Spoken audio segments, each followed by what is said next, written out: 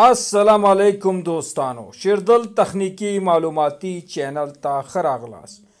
الله تعالی دې وکړي د صحت او عافیت جامه پتن ولرئ. دوستانو، زموږ د نن ورځې ټاپک او موضوع ده څنګه کولی شو د یو داسې موټر چې په دې باندې نیم پلیټ یعنی ډیټایل سټیکر نه وي نصب شوی د دې واټ کیلو واټ او ایچ پی معلوم کو که دا موټر سنگل پیز وي یا 3 پیز وي. نو دوستانو، زه غواړم په دې رابطه ستاسو سره مختصر لنډ او مهم معلومات شریک کړم. نو دا ویډیو مه مس کوئ، تر اخیره پورې وګورئ تر څو د دې مفیدو معلوماتو څخه ځانونه برخمن کړئ. نو دوستانو، راځو ټاپک او موضوع ته. اول راځو دوستانو سنگل پیز موټر ته. مثلا زموږ سره یو موټر دی او د دې امپیر منګه چیک کو دوستانو چې د دې امپیر 10 امپیر دی. نو تاسو به دا 10 امپیر د ځان سره نوٹ کړئ. د نوٹ نه وروسته دوستانو تاسو به بیا لاړ شئ د دې فرمول ته چې ډیر سمپل او ساده فرمول دی چې پی از ایکل ټو پی مساوي کیږي د وی ضرب آی ضرب پاور فیکٹر سره، یعنی دوستانو پاور مساوي کیږي د ولټ 220 ضرب آی لس یعنی امپیر سره ضرب پاور فیکٹر 0.3 چې مساوي کیږي د 1980 ټوټل واټ سره. نو د 10 امپیر سنگل پیز موټر واټ مساوي کیږي د 1980 واټ سره. اوس راځو دوستانو څنګه واټ په کیلو واټ باندې بدلولی شو. نو دوستانو د دې لپاره ډیر ایزی او اسانه طریقه دا ده چې ټوټل واټ یعنی 1980 دا تقسیمو په 0 باندې. نو د دې حاصل مساوي کیږي د 1.8 کیلو واټ سره، یعنی 1980 واټه مساوي کیږي د 1.8 کیلو واټ سره.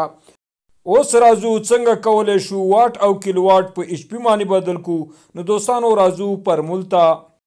واټ په ایچ پی باندې ایچ پی مساوي کیږي واټ تقسیم پر 240 ایچ پی باندې. نو ایچ پی مساوي کیږي دوستانو 1980 واټه تقسیم پر 240 ایچ پی باندې. نو ایچ پی مساوي کیږي د 2.8 ایچ پی سره. راځو کیلو واټ ټو ایچ پی. ایچ پی مساوي کیږي کیلو واټ ضرب 0 تقسیم پر 240. ایچ پی مساوي کیږي د 1.8 کیلو واټ ضرب 0 واټه تقسیم پر 240. ایچ پی مساوي کیږي 2.8 ایچ پی سره، یعنی دوستانو د 1980 واټه او د 1.8 کیلو واټه ایچ پی مساوي کیږي د 2.8 ایچ پی سره. دوستانو راځو 3 پیز موټر ته چې موږ څنګه کولی شو د دې واټ کیلو واټ او ایچ پی معلوم کو. نو دوستانو راځو مثلا زموږ سره یو 3 پیز موټر دی چې د دې امپیر دی 10 امپیر. نو څنګه کولی شو د دې واټ کیلو واټ او ایچ پی معلوم کو. نو راځو د دې درې واړو فرمولونو ته.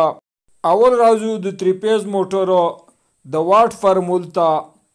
فی مساوي کیږي √3 ضرب وی ضرب آی ضرب پاور فیکٹر، یعنی پاور مساوي کیږي د 1.212 √3 سره ضربیږي دوستانو د 415 ولټ سره، ضربیږي د 10 امپیر سره او ضربیږي د 0.8 چې دا پاور فیکٹر دی د دې سره.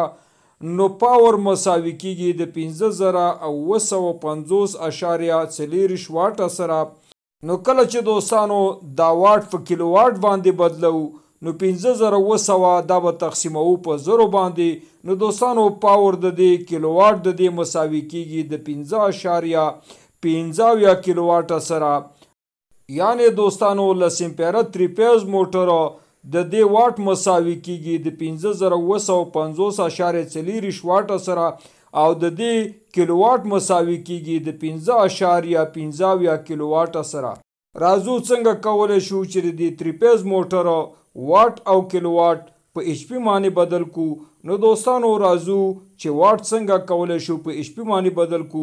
ایچ پی مساوي کیږي واټ تقسیم پر 240. ایچ پی مساوي کیږي د 5950.4 تقسیم پر 240.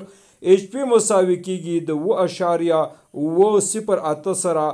راځو څنګه کولی شو د دې کیلو واټ په ایچ پی باندې بدل کو. نو ایچ پی مساوي کیږي کیلو واټ ضرب 0 تقسیمیږي پر او شپږ څلوېښت باندې ایچ پی مساوي کیږي د 5.950.4 ضرب زر تقسیمیږي په 200 او شپږ څلوېښت باندې نو ایچ پی مساوي کیږي دوستانو 9.08 سره.